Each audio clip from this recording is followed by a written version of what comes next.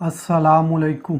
Story time देखने वालों को खुशामदीद। सिद्रा ने जितने दुख पिछले 2 साल में झेले थे उनका भार 8 माह बर्दाश्त किया था, और आज 8 माह के बाद एकदम से उन दुखों को बयान करना ऐसे ही था जैसे कोई इंसान अपने ठीक होते जख्मों को एकदम से उधेड़ दे। मैंने सिद्रा को आराम से बेड पे लिटाया और वार्ड से बाहर आ गया। दिलो दिमाग शौक में था कि कोई मर्द इस हद तक भी गिर सकता है, कि कोई इतना जालिम भी हो सकता है। फिर अपनी ही बात पे हाँ कह के, हाँ मर्द इस हद तक भी गिर सकता है, हाँ मर्द इतना भी जालिम हो सकता है। जिस मुआशरे में 2 साल और 5 की बच्ची को भी मर्द नहीं छोड़ता, वहाँ सिद्रा की उम्र की लड़की के साथ तो ये सब होना आम बात है। शाम को मुमानी मेरी कज़न और मामू सिद्रा को पूछने आए तो मामू की बातों और मोहब्बत से सिद्रा को काफ़ी हौसला मिला और वो किसी हद तक दिन वाली बातों को भूल के नॉर्मल हो गई थी। मामू के साथ हंसते हुए उसे देख के मुझे भी सुख की सांस आई। जाते हुए मामू की बेटी सिद्रा का ख्याल रखने के लिए हॉस्पिटल ही रुक गई। रात को 3 बजे मोबाइल की वाइब्रेशन से मेरी आंख खुल गई। मैं वार्ड के बाहर रखी चेयर पे आंख मूंद के नींद पूरी करने की कोशिश कर रहा था। स्क्रीन पे SI नवीद शाह का नंबर आ रहा था। इस वक्त नवीद की कॉल खैरियत तो है, मैंने जल्दी से कॉल पिक की। दूसरी तरफ से नवीद शाह की चहकती हुई आवाज़ आई, सलाम अलैकुम शाह साहब। वालेकुम सलाम कज़न, इस वक्त खैर तो है? आहो यार खैर ही है, बस ज़रा बताना था कि ਤੁਹਾਡਾ शिकार हत्था आ गया है, थाने आ जाए इससे पहले कि उनका कोई सिफारशी आ टपके, ज़रा इनकी तशरीफ़ का अपने हाथ से लित्तर मार के इफ्तिताह कर दे। नवीद शाह ने ज़ोर का कहका लगाया, वैसे भी दिन को उनकी मरम्मत नहीं कर सकते। मीडिया वाले इसी ताक में होते हैं कि कोई बात हमारे खिलाफ मिले बस, इसलिए कज़न जी तुसी हुन आ ही जाओ।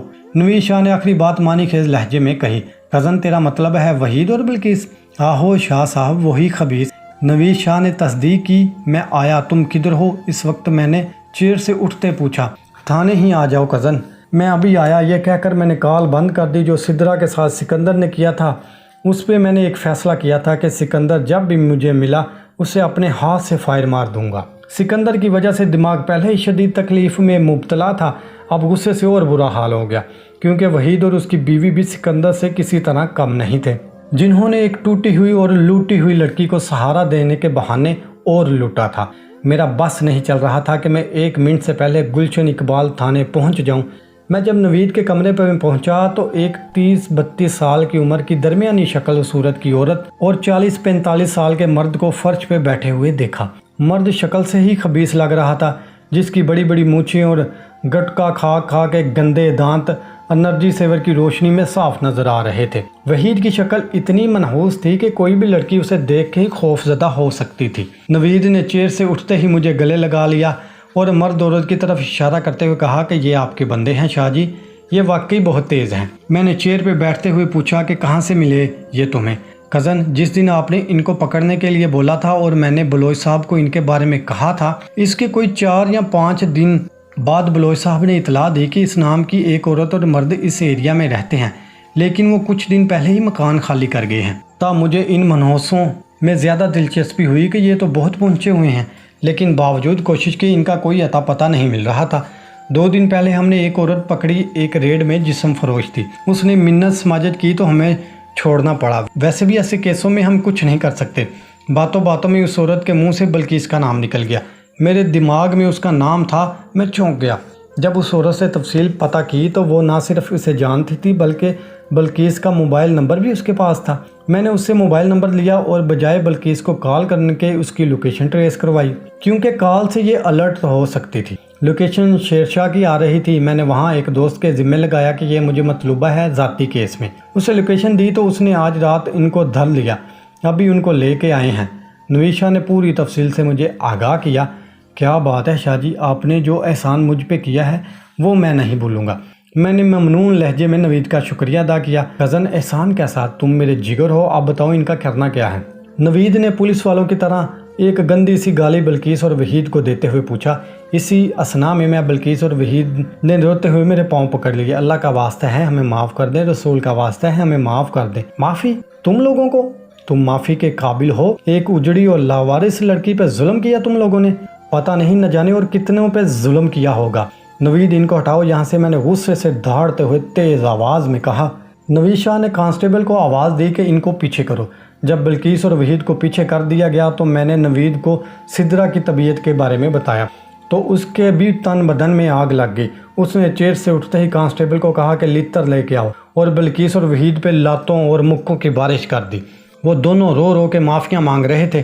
جب وحید اور بلقیس کی اچھی سے خاطر تواضع ہو گئی تو میں ان دونوں سے مخاطب ہو کے کہا کہ تم دونوں کو معافی دینے کا اختیار سدرا کو ہے، تمہارا کل فیصلہ ہوگا۔ اگر میرے بس میں ہوتا تو تم دونوں کو کتوں کے آگے ڈال دیتا۔ یہ کہتے ہوئے میں اٹھ کے کھڑا ہوا، چلتا ہوں شاہ صاحب جی، ان کی طبیعت ذرا اچھے سے صاف کرنا، جس پہ انہوں نے ظلم کیا ہے وہ مجھے بہت پیاری ہے۔ تسی فکر نہ کرو شاہ صاحب، صبح تک یہ تشریف زمین پہ رکھنے کے قابل نہیں ہوگی۔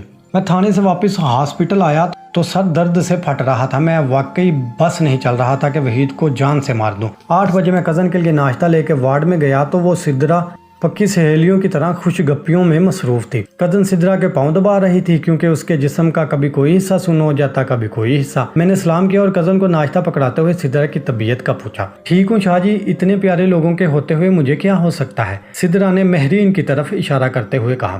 استغفر اللہ سدرا، کچھ خوف کرو، مہرین اور پیاری، میں نے کزن کو چڑھاتے ہوئے کہا، جو کہ اس نے بھی انجوائے کیا۔ شاہ جی ایسے نہ کہیں میری بہن کو، میری بہن تو پری ہے۔ سدرا نے محبت پاش نظروں سے مہرین کو دیکھتے ہوئے کہا۔ سدرا بی بی، اگر تمہاری بہن پری ہے نا تو ہم بھی کسی پرے سے کم نہیں ہیں، میں کالر جھاڑتے ہوئے سٹائل سے کہا۔ اب کی بار دونوں لڑکیاں کھلکھلا کے ہنس پڑی۔ ناشتہ کرنے کے بعد مہرین کو میں نے کہا کہ تم کچھ دیر باہر جاؤ، مجھے سدرا سے کچھ بات کرنی ہے۔ مہرین کے جانے کے بعد میں سدرا کے پاس بیڈ پہ ہی بیٹھ گیا اور اس کے ہاتھ پہ ہاتھ پھیرتے ہوئے پہلے طبیعت کا پوچھا۔ سدرا، 2 باتیں کرنی ہیں تم سے۔ جی شاہ سر کریں۔ پہلی بات یہ کہ میرا کزن پولیس میں ہے، میں نے اس کے ذمے وحید اور بلقیس کو پکڑنے کا کام لگایا تھا، وہ کل رات پکڑے گئے ہیں، ابھی میں ان سے مل کے آ رہا ہوں۔ میں چاہتا ہوں ان کو سزا دی جائے۔ تم کیس دائر کرو اور اپلیکیشن دو، کزن یہاں ہاسپٹل ہی آ جائے گا تمہارا بیان لینے۔ وحید اور بلقیس کا نام سن کے سدرا کے چہرے پہ واضح کرب اور تکلیف نظر آ رہی تھی۔ سدرا کچھ دیر خاموشی کے بعد بولی، سر آپ کیا چاہتے ہیں؟ مجھے ایسا کرنا چاہیے؟ سدرا نے میری آنکھوں میں دیکھتے ہوئے پوچھا۔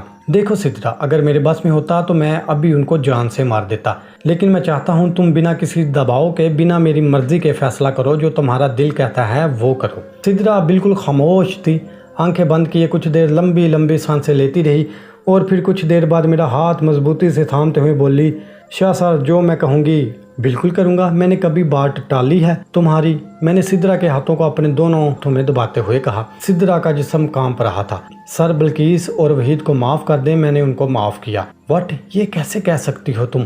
مجھے واقعی حیرت کے ساتھ شوق بھی لگا اور سدرا پہ غصہ بھی آیا۔ شاہ سر رب ہے نا، وہ بھی تو معاف کر دیتا ہے، اور میں اپنی گزری زندگی کو بھولنا چاہتا۔ میں وحید اور بلقیس پہ کیس کروں گی تو وہ میرے سامنے بار بار آئیں گے، میرا دکھ تازہ ہوگا، جو کہ میں نہیں چاہتا۔ وحید اور بلقیس کا ظلم بہت بڑا ہے، لیکن میں ان کو معاف کرنا شاید میری بخشش کا سبب بن جائے۔ پلیز سر معاف کر دیں ان کو۔ میں اس شوخ اور معصوم لڑکی کا چہرہ غور سے دیکھنے لگا جہاں سکون اور اطمینان تھا، بہت پاکیزگی اور حوصلہ تھا۔ کتنا بڑا دل ہے تمہارا سدرا، آپ سے کم ہی ہے شاہ سر۔ اب سدرا کے لبوں پہ ایک پیاری سی مسکان کھل رہی تھی۔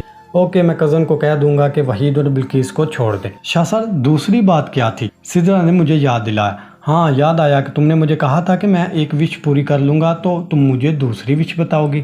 اب میں نے پہلی پوری کر دی تمہاری، تو بتاؤ دوسری۔ سدرا کا چہرہ اب بجھ سا گیا۔ بتاؤ نا کیا ہے دوسری وش، میں نے اصرار کیا۔ سدرا کچھ دیر سوچتی رہی جیسے ہمت جمع کر رہی ہو۔ سر مجھے نرس بتا چکی ہے کہ میرے پاس وقت بہت کم ہے، میں ایک بار اپنی ماں سے ملنا چاہتا ہوں، اور بابا ملیں تو ان سے بھی مل کے معافی مانگنا چاہتی ہوں۔ اتنا کہہ کے سدرا چپ ہو گئی، لیکن اس کی آنکھوں میں جھلملاتے آنسو صاف دکھائی دے رہے تھے۔ میں کچھ دیر سوچتا رہا کہ اسے کیا آس امید دلاؤں، کیونکہ جو سدرا نے اپنے بھائیوں اور ابو کے بارے میں بتایا تھا مجھے نہیں امید تھی کہ وہ مان جاتے، لیکن پھر دل میں یہ خیال بھی تھا کہ بھائیوں کو چھوڑو، ماں اور باپ تو مان ہی جائیں گے، کیونکہ جو بھی ہو سدرا ان کی اولاد تھی۔ یہی سوچتے ہوئے میں نے سدرا سے اس کی یہ وش بھی پوری کرنے کا وعدہ کر لیا۔